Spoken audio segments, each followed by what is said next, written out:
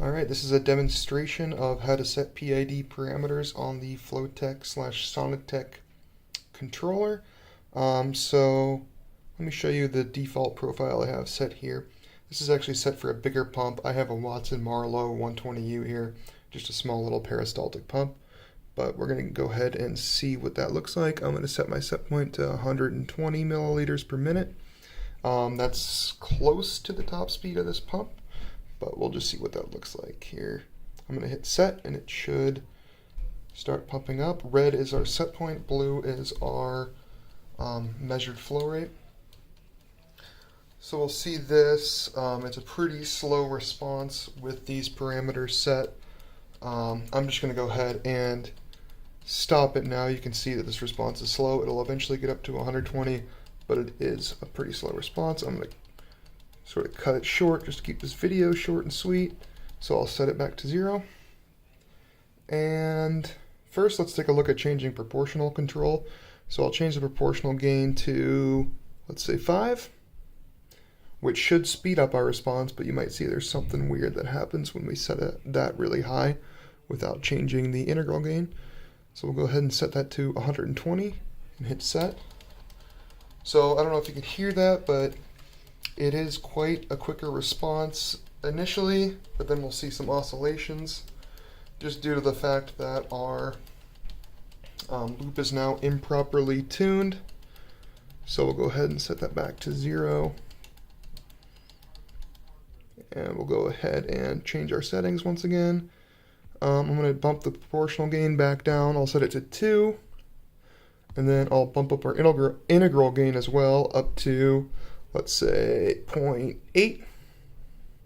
And the derivative gain usually shouldn't really be messed with in like a flow system. It's a slow response system no matter what you do, just in the general scope of things, like compared to like motor control or something like that.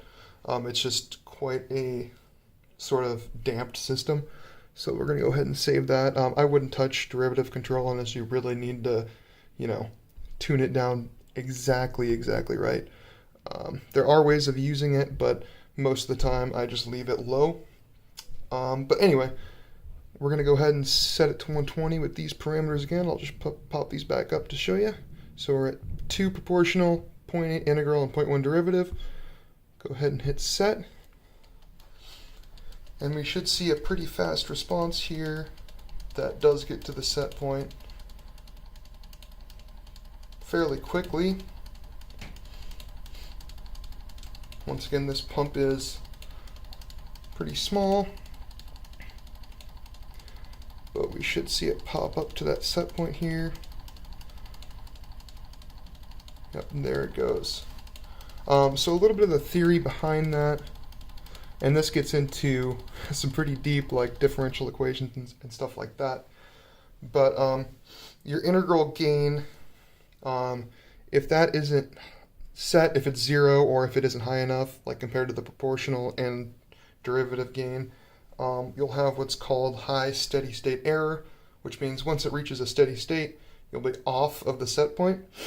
And there's a whole bunch of mathematical explanation behind that, but it's pretty complicated. And just sort of view this thing as, if the integral gain isn't high enough, you're going to have some steady state error there.